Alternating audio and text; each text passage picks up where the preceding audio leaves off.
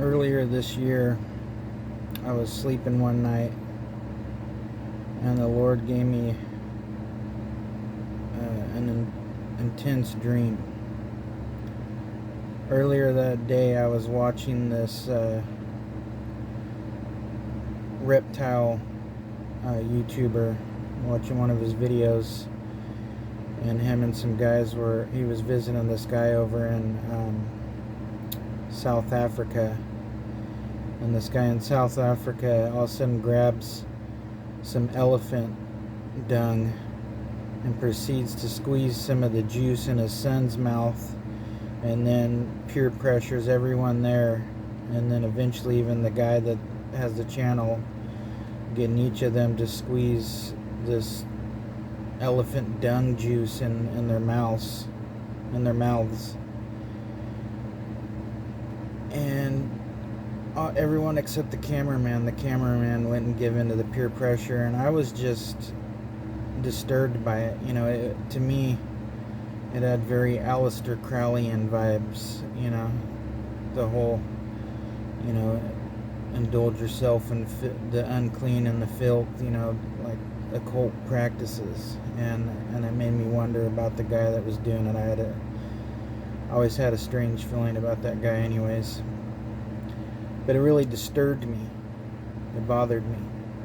And so later that night I was given this dream where I was in this like big church building, and I was made aware by someone that in a room they were getting ready to do poop tasting. Is weird. I mean, I know it sounds weird, but they were getting ready to taste poop, and I was infuriated and went to go and confront everyone that was doing it to tell them to stop. So I get in this room, and they had just finished up, and there's like a big crowd gathered around watching the people that partook in it. And I said, "What are you doing? This is not of God."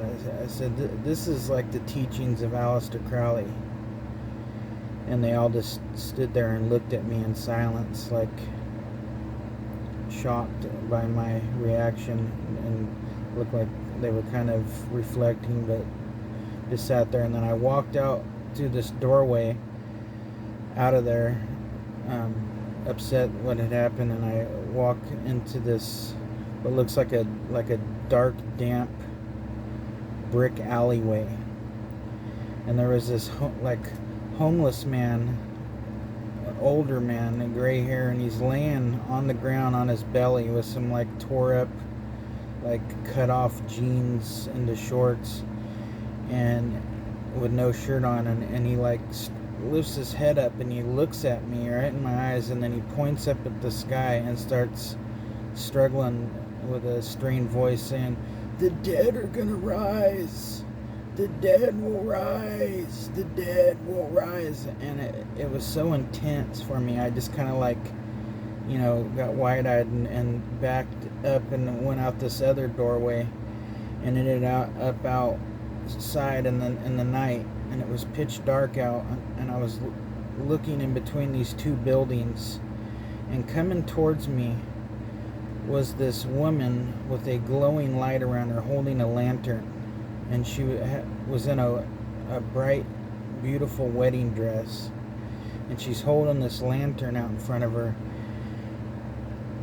and she's walking towards me, swaying back and forth, like she's walking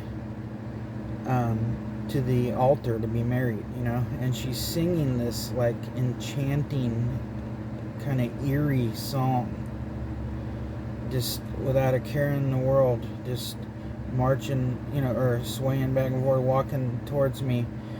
And I noticed on the sides of her, there's these demonic looking men running on all fours, running on their hands and feet, they're following her, trying to get at her, but this glow of light that's around her, right where the light ends, this bubble of light around her, is keeping them at bay. They cannot pierce the light, and they're just running alongside her, and this was very intense dream, so real, crystal clear, like real life.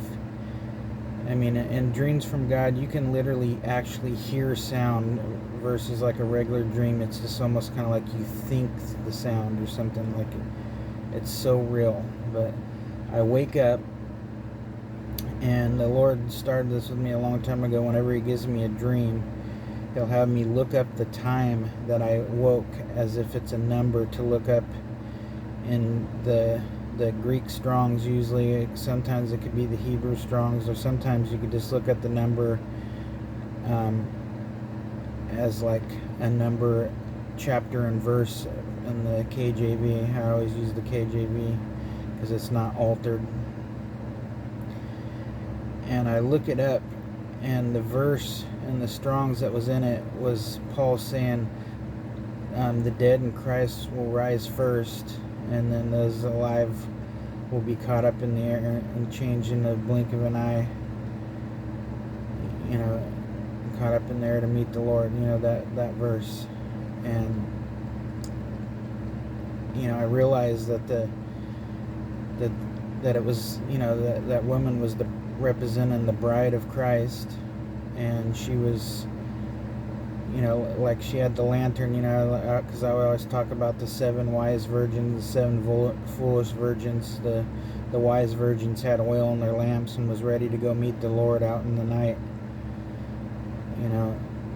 Meaning they've been walking with God and waiting for His coming. And the foolish virgins, they went off and cared more about the world and the things of the world, and didn't have oil in their lamps, and couldn't go out to meet the Lord. And by the time they got oil, ran and got some oil, the Lord was already gone.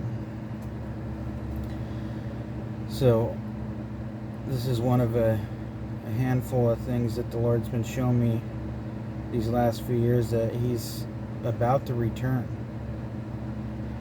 And this year especially, that was one of the first ones that was really intense, making me aware that about He's coming for His bride. Thought I would share that. God bless all my brothers and sisters in Christ. Anyone that sees this that doesn't know Jesus, turn away from sin and believe in Jesus, that He died on the cross to pay the debt for sin, and arose in 3 days, and was seen by many witnesses, and rose to the right hand of God, and has been given dominion and the keys to life and death. There is only one way to the Father, and that's through Jesus. There's no name under heaven by which man must be saved other than Jesus Christ. He's the way, the truth, and the life. And He's so real, and He's coming back soon. God bless. Bye.